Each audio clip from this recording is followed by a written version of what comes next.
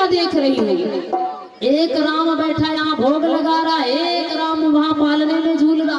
अरे भगवान मैं ये क्या देख रही हूँ कि देखी राम जननी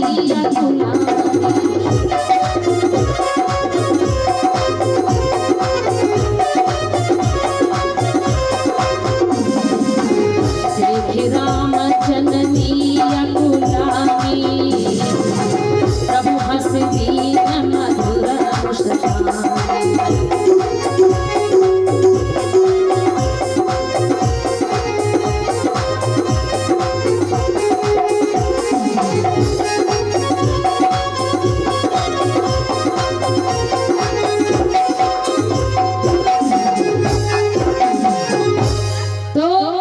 भगवान मुस्कुराने लगे, वाह मैया आज तुम तो शंका में पड़ गई, पहले बुलाती हो फिर शंका करती हो।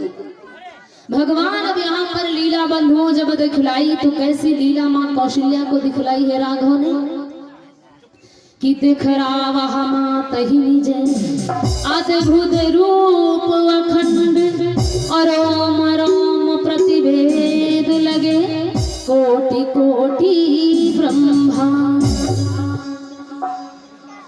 मेरे राघव ने अपने अंदर दिख रहा वह मात ही निज अद्भुत रूप अखंड, मानो कौशल्या जी को अपने अंदर सारे दर्शन करवा दिया राघव जी ने। जो काल संसार को गरजता है, जो माया संसार को नचाती रहती है, वो माया भगवान के आगे हाथ जोड़े खड़ी है। बड़े बड़े पर्वत नदियां वन वृक्ष आज भगवान अपने में समस्त दर्शन कौशल्या जी को करा दिए। मैया कौशल्या जी बिल्कुल चकबक सी खड़ी रह गई। गोस्वामी जी कहते हैं तन पुलकित मन बचन न आवा और नयन मूंदी चरणन सिर नावा। कौशल्या जी कहते अरे ये तो मेरा बेटा नहीं, साक्षात जगदीश्वर जगदाधार ये प्रभु है। मैंने तो इसे पुत्र मान करके रखा था अपने घर में। मैया बड़ी शंका में व्याकुल हो गई। जब राम जी ने देखा विषयावंत देखी महतारी भय बहुरी सिंधु रूप खरारी, भगवान ने अपनी माया को अपनी लीला को समेट लिया कि मैया मेरी व्याकुल हो रही है।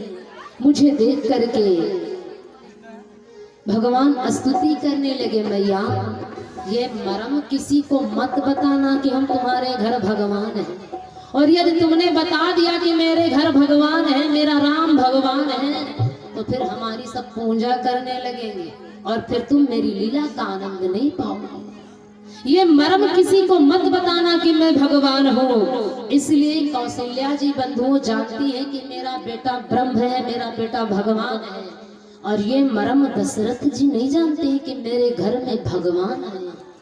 क्योंकि सतयुग में जब मनु महाराज ने तपस्या की थी तो भगवान से एक वचन मांगा था कि हे प्रभु जब आप मेरे घर आए मेरा पुत्र बन करके, तो जैसे सर्प मणि के बिना नहीं रह सकता है और मछली जल के बिना नहीं रह सकती है, वैसे मेरा जीवन आपके अधीन हो और मुझे पुत्र का स्नेह प्रेम चाहिए नाथ।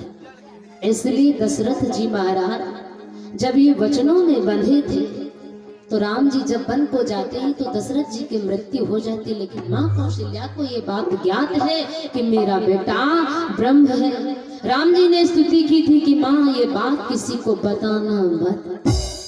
अब मेरे भगवान जब थोड़ा और बड़े हो जाते हैं, चूड़ाकरण संस्कार का समय आता है जिसको मुंडन कहते हैं, लेकिन राम जी का मुंडन करने के लिए कौन सा नाई है, कौन सा अस्तुरा कैची बनी है जो राम जी का मुंडन करे। राम जी के चूड़ाकरण में भक्तों मंत्रों के द्वारा वशिष्ठ जी ने जो राम जी के बाल थे वो उन्हीं सर में विलुप्त करवा दिए थे मंत्र के द्वारा। फिर मेरे राम जी जब बड़े होते धीरे धीरे करके, अब खेलने का समय आ गया मेरे राम जी का। जब मेरे राम अपने पग के द्वारा चलते हैं अयोध्या के आंगन में, तो मानो सभी देवता दर्शन कर करके अपने जीवन को धन्य बनाते हैं। वाह प्रभु। मेरे राम कहते हैं मैया मुझे खेलने जाने की इजाजत दे दो, मैं खेलने जाऊंगा। कौशल्या जी कहती नहीं लाल, इसी आंगन में खेलो।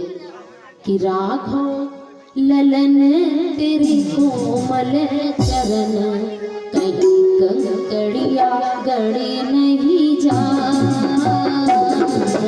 राघव ललन तेरे कोमल चरण, कहीं कंकड़िया गड़े नहीं जा।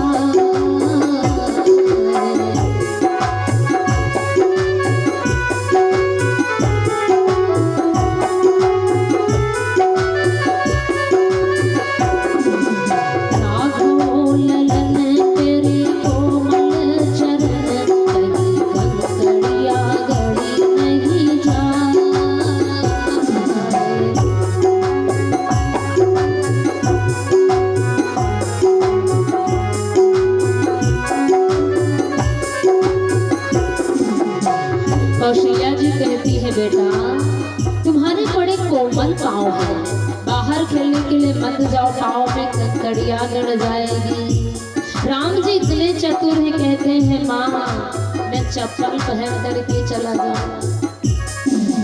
जब ये बात बोलते हैं तो तेरी आवाज से बड़ा सुंदर लगता है। मैया कहती है कौशल्या बेटा नवरात्रि चरण अरुणा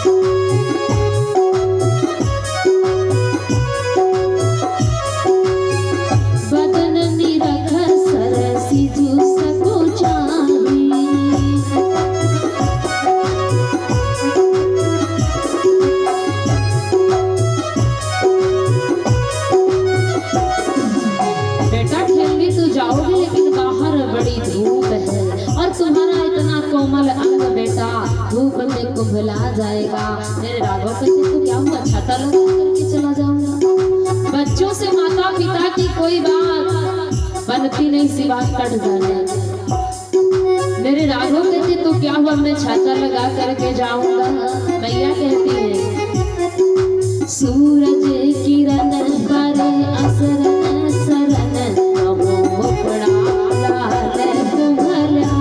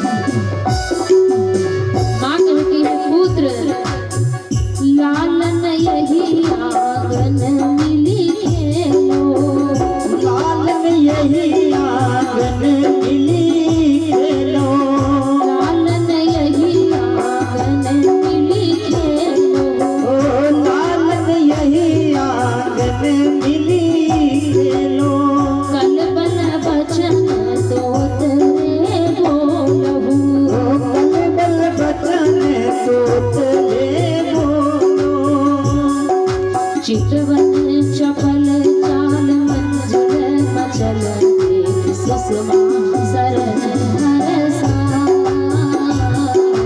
राघो।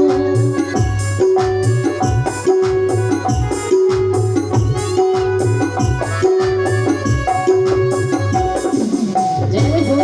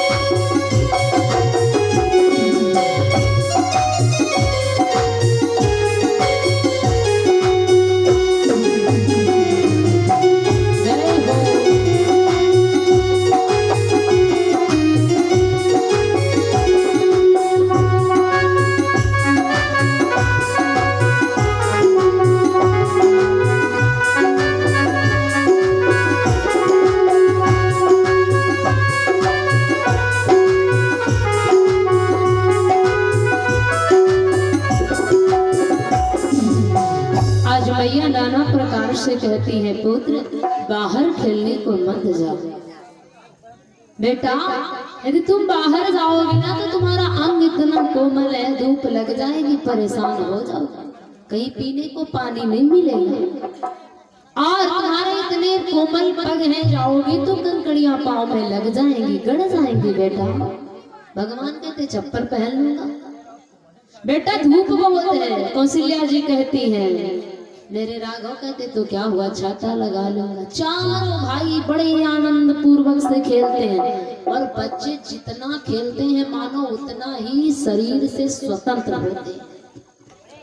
बचपन में बच्चों को खेलने से रोकना नहीं चाहिए। जितना बच्चे जी भर के खेलते हैं मानो उतना अपने शरीर से हष्ट पुष्ट स्वतंत्र होते हैं, और जो बच्चे खेलते नहीं मानो बीमारियों का ढेर बचपन से ही एकत्रित कर लेते हैं। इसलिए बच्चों को खेलने से रोकना नहीं चाहिए। मेरे राघव जी नाना प्रकार से जी भर के खेलते हैं। अब मेरे राम जब धीरे धीरे बड़े हुए तो चारों भाई राम लक्ष्मण भरत शत्रुघ्न, और चारों भाई में बड़ा प्रेम है, बड़ा प्रेम है चारों भाई में, और भाइयों में प्रेम होना भी चाहिए। तो आज मेरे राम चारों भाइयों के समेत पहुंच जाते कहां, सरयू नदी के किनारे खेलने के लिए, जबकि कौशल्या जी रोकती है।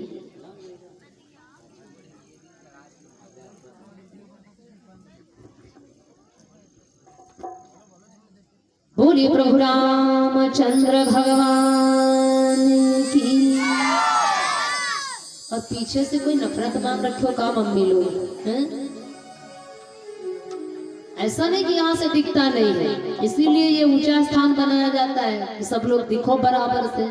और ये कोई थोड़ी ना बात की ऊंचा बिछाया जाता है, इसीलिए बिठाते हैं ऊंचे लोग कि कम से कम दिखे तो कौन क्या कर रहा है, सो रहे हो, कथा सुन रहे हो कि बात कर रहे हो, सब यहाँ से बराबर दिखता है। प्रेम से बोल दिया करो। हेलो, आइए कमेटी की तरफ से एक लिस्ट आई है। कुछ माताएं बहनें हैं हमारी परम आदरणीय महाराज जी का स्वागत माल्यार्पण करना चाहती हैं। आइए लिस्ट से नाम बोलने जा रहा हूँ। जिन जिन भक्तगणों के नाम लिए जाएं उनसे निवेदन है कि आप लोग मंच पे आने की कृपा करेंगे। परम आदरणीय अलका वर्मा गौरपुर से, अलका वर्मा गौरपुर से, और माया देवी गौरपुर से, आप लोग उठिए। जिन जिन भक्तों के नाम लिए जा रहे हैं, अलका वर्मा गौरपुर से, माया देवी गौरपुर से, राम रानी वर्मा गौरपुर से, संजू वर्मा गौरपुर से। जिन भक्तों के नाम लिए जा रहे हैं निवेदन है मंच पे आने की कृपा करें।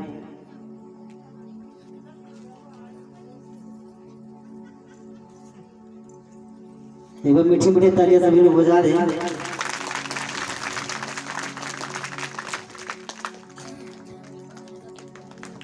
मीठी मीठी तालियां बजाते हैं सभी लोग। संजू वर्मा, उसके बाद काजल वर्मा, आंचल वर्मा गौरपुर से, आंचल वर्मा भूरेपुर से हैं, रोमा वर्मा भूरेपुर से, आकांक्षा वर्मा भूरेपुर से, सरिता वर्मा भूरेपुर से, मोनी वर्मा भूरेपुर से, कल्पना वर्मा भूरेपुर से, सुधा वर्मा भूरेपुर से, अंजलि वर्मा भूरेपुर, नेहा वर्मा भूरेपुर, शिल्पी वर्मा भूरेपुर।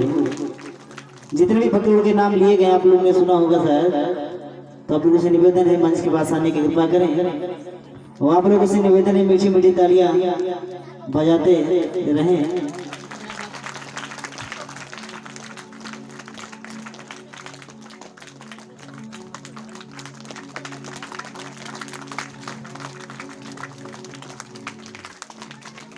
जिन भक्तों के नाम लिए गए हैं वो मंच पे आके महाराज का स्वागत माल्यार्पण करेंगे।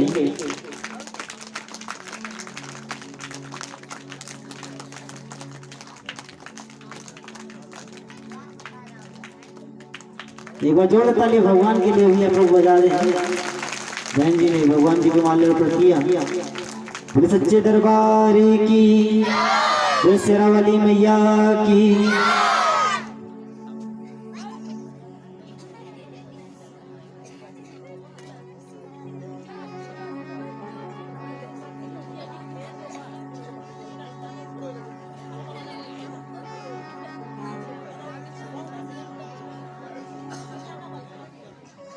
बोली प्रभु रामचंद्र भगवान की। तो सभी भक्तों ने पुष्पों की सुंदर मालाओं के द्वारा ये सम्मान किया। हमारा प्रभु जी हमेशा सदा समाज में इसी प्रकार से सभी भक्तों का सम्मान बनाए रखें। व्यासपीठ से सबके लिए बहुत बहुत आशीर्वाद कामना है। आइए अपनी कथा पर ध्यान देते हैं। आज मेरे राम जी जब चारों भाई धीरे धीरे करके बड़े हो जाते हैं, बंधुओं सरयू नदी के किनारे पहुंच जाते हैं और नाना प्रकार से खेल खेलते हैं। कहते हैं कि सरयू के तीर आज खेले रघुनंदन बबुआ, सरजू के तीर आज खेले रघुनंदन बबुआ, सरजू के तीर आज खेले रघुनंदन बबुआ, सरजू के तीर आज खेले रघुनंदन बबुआ। ए हो रघुनंदन बबुआ, ए हा रघुनंदन बबुआ, ए हो रघुनंदन बबुआ, ए हो रघुनंदन बबुआ, सरयू के तीर आज खेले रघुनंदन बबुआ, सरयू के तीर आज खेले रघुनंदन बबुआ, सरयू के तीर आज खेले रघुनंदन बबुआ।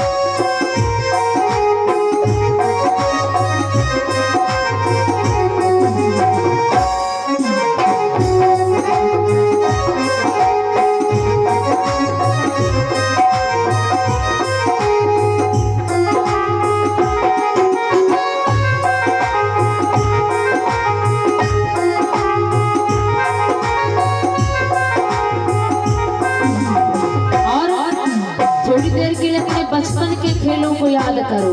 कौन कौन से खेल हमने बचपन में खेले, भगवान मेरे खेल रहे। कौन सा खेल याद होगा कि पहले के समय में लकड़ी का लट्टू बनाया जाता था और फिर एक डंडी में फिर हम बांध करके छोटी सी रस्सी खूब नचाते थे मार मार करके। भगवान वही खेल खेल रहे हैं। खेले भंवरा चक्र डोरी आवध की खोरी खोरी।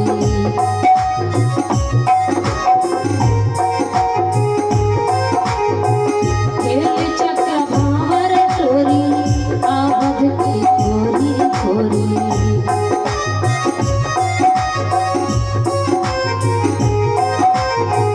गिरधर के जीत जो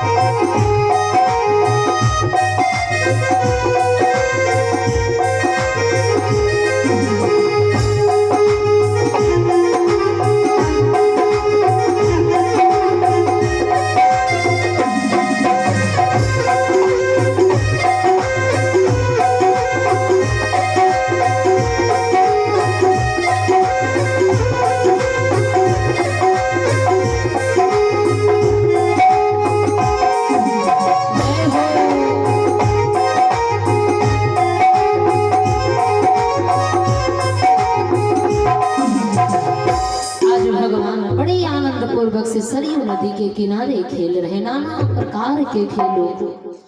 और राघव जी जब खेल करके आए तो खूब धूली से खेले, नदी के किनारे बालू से खूब भगवान खेले जी भर के। गोस्वामी जी कहते हैं कि धूसर धूरी भरे तनुआए और भूपति बिहस गोद बैठा। महाराज दशरथ जी जब राम लक्ष्मण भरत शत्रुघ्न चारों बेटे सरयू नदी के किनारे से खेल करके आते हैं, बड़े प्रसन्न मुद्रा में दशरथ जी हुए राघव जी को देख करके और गोदी में प्रेम से बिठा लिया। माता पिता चाहे जितना तैयार हो, चाहे जितने अच्छे कपड़े पहने और पुत्र कितना भी गंदा क्यों न हो खेल करके आया हो, लेकिन जब अपनी तोतरी बोली से बोलता है तो अपने में मोह लेता है। और माता पिता बड़ी स्नेह और प्रेम से बच्चे को अपने हृदय से लगा लेते हैं। दशरथ जी महाराज राघव को देखे बड़े प्रसन्न हुए और गोदी में उठा लिया। भूपति बिहस गोद बैठा। छोटा सा बच्चा घर का, आप कितना नाराज हो, चाहे जितना आप जैसे हो, लेकिन बच्चा यदि अपने पर चाह जाए तो बिना हंसाए आप तो मान ही नहीं सकता। बिना हंसी के महाराज दशरथ जी हंसे। फिर मेरे राम कौशल्या के पास पहुंच गए। मैया ने बड़ा आनंद दुलार प्यार दिया, राम जी को दूध पिलाया। मेरे भगवान बड़े आनंद पूर्वक अपनी बाल लीलाओं का आनंद दे रहे हैं। अब मेरे राम जी जब थोड़ा और बड़े हुए तो कौन सा खेल खेला है मेरे राम जी?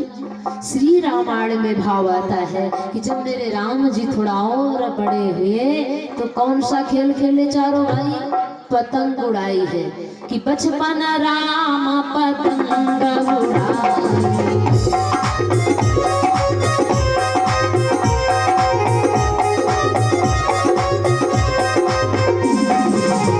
बचपन राम पतंग उड़ाई, इंद्रलोक पहुंची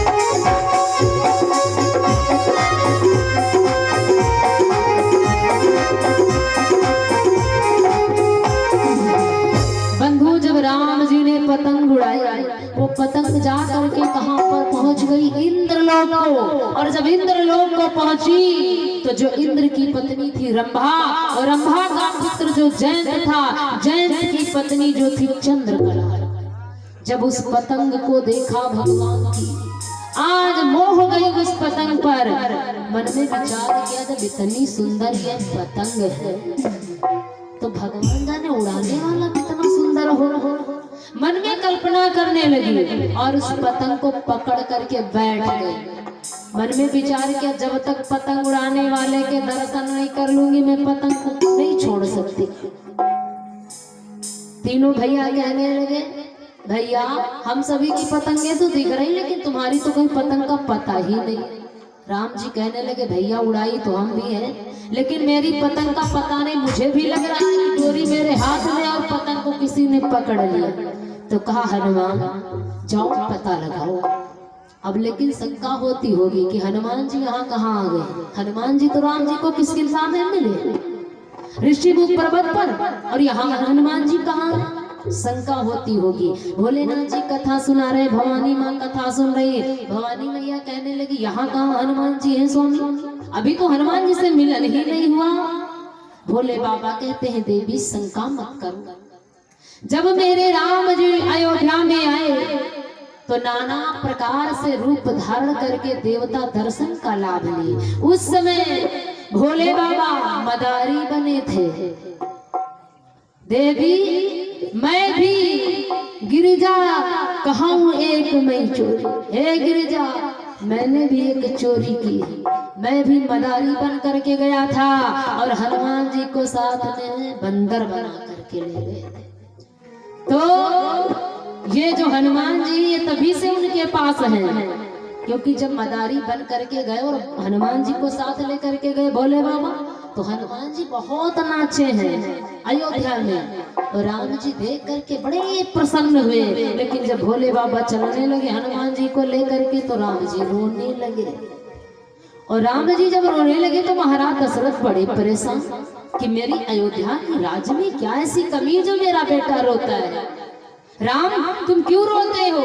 राम जी कहने लगे पिताश्री हम बंदर ले हैं बंदर। दशरथ जी कहीं बंदर के लिए रो रहे हैं। वाह सोचने की बात है। दशरथ जी ने इस बात की बंधु घोषणा करवा दी, इतनी राज्य में डुबकी पिटवा दी कि जो भी मदारी मेरे बेटे के मन मुताबिक बंदर लाएगा उसको अयोध्या में मुख मांगा इनाम दिया जाएगा।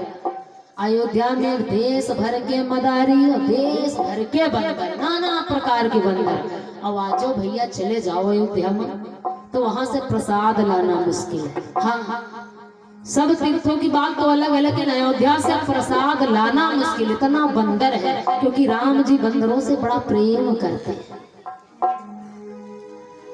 नाना प्रकार के मदारी अपने अपने बंदर लेकर के आगे, लेकिन राम जी ने किसी का बंदर पसंद नहीं किया। राम जी रो दे रहे। भोले बाबा को पुनः जाना पड़ा हनुमान जी को लेकर के। और जब हनुमान जी को लेकर के भोले बाबा पहुंचे तो मेरे राघव बड़े प्रसन्न हुए। महाराज दशरथ कहने लगे कि मदारी को कोई इनाम दिया जाए। भोले बाबा कहने लगे महाराज मुझे कोई इनाम नहीं चाहिए। तब मेरे राघव ने भोले बाबा को भक्ति दी थी। आज तभी से हनुमान जी मेरे राघव के साथ में हैं। चारों भाई पतंगे उड़ा रहे, हनुमान जी साथ में खेल रहे हैं। आज कहने लगे मेरे राघव कि जाओ हनुमान इस पतंग का पता लगा, इस पतंग को किसने पकड़ रखा है। हनुमान जी जाते हैं और जब पहुंचते वहां पर कहा इंद्रलोक को तो क्या देखते हैं कि जयंत की पत्नी रंभा पतंग को पकड़े बैठी है। हनुमान जी कहने लगे देवी इस पतंग को छोड़ो, ये पतंग मेरे स्वामी की है। चंद्रकला कहने लगी तुम होते कौन हो, कहां से आए हो। कहने लगे मैं राम भक्त हनुमान हूँ और मैं अपने स्वामी की पतंग को लेने आया। चंद्रकला कहने लगी जब तुम इस प्रकार से कहते हो तो मैं भी कहती हूँ मैं पतंग को नहीं छोड़ सकती। पहले पतंग ले जाना है तो जिसने पतंग उड़ाई उनको भेजो, पहले हमें दर्शन दे फिर मैं पतंग को छोड़ूंगी। हनुमान जी वहां से वापस चले आते हैं। हनुमानों जी का वाकाडा की मशीन समझो, हिया से पहुंचे, हुआ खबर हिया सुनाए रहे। हनुमान जी तुरंत पवन वेग से पहुंचे। राघव ने कहा पतंग नहीं लाया। हनुमान जी कहने लगे महाराज वहां पर एक सुंदर नारी पतंग को पकड़ करके बैठी और कहती जब तक दर्शन नहीं दोगे हम पतंग नहीं छोड़ेंगे।